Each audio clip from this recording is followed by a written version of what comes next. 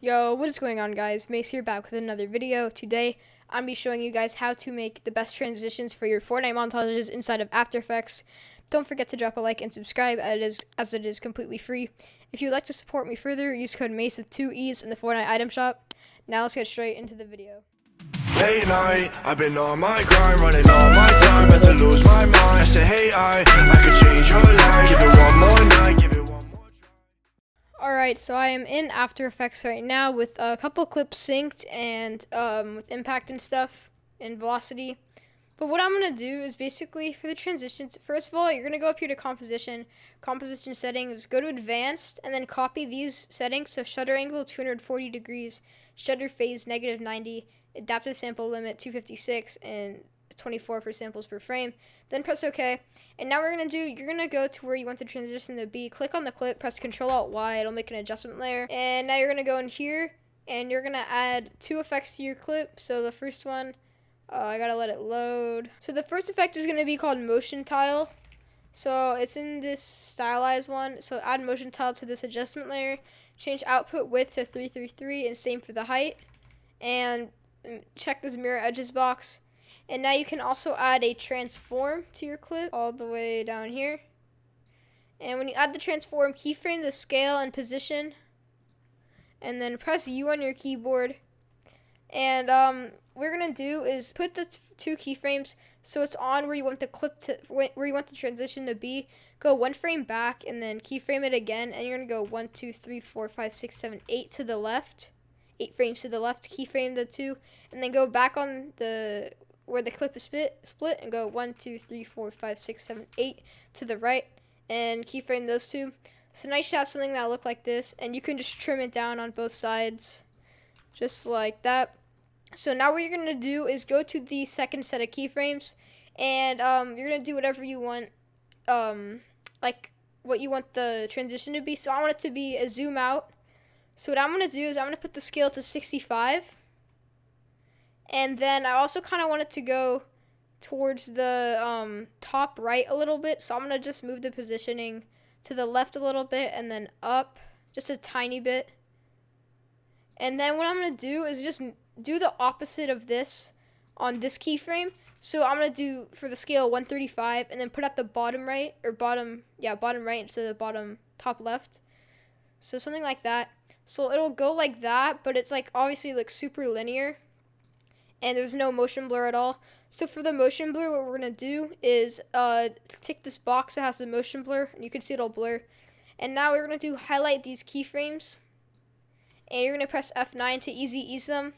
Now go to your graph editor, and since positioning doesn't have speed graph, or like doesn't have value graph, because you have to separate the dimensions, you can use speed graph for this or use flow.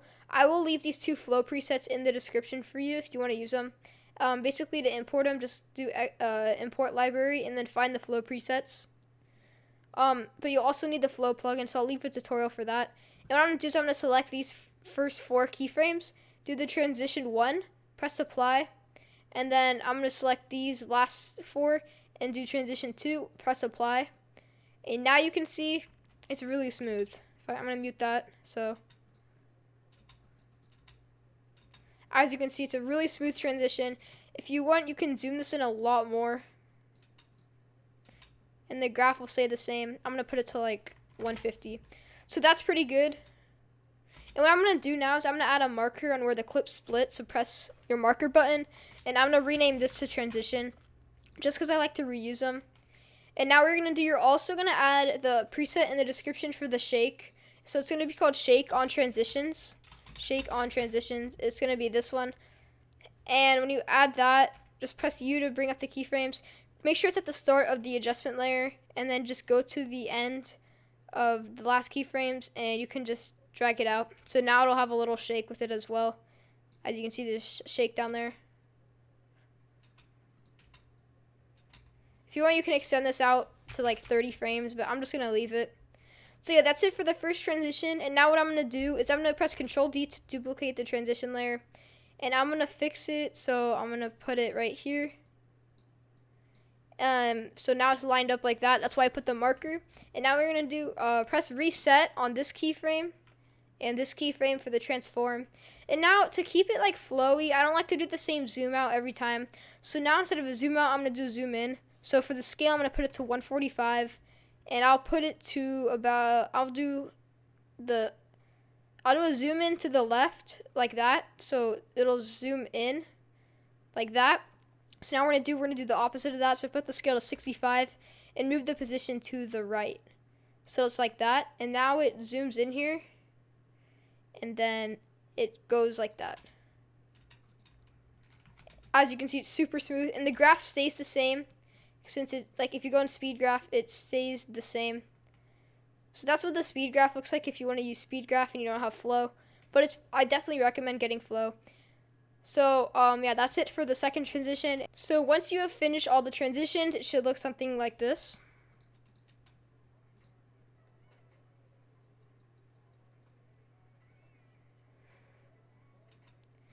But yeah, that's basically it. I hope you learned a lot from this tutorial. They're really smooth transitions. Like, this is the best transitions you can basically make. Like, if you look at other softwares, they're not very smooth because they're linear and they're not just made well. So yeah, I will have the presets in the description as well as the plugins needed, which you'll just need Sapphire, and also the Flow plugin if you want to get my graphs.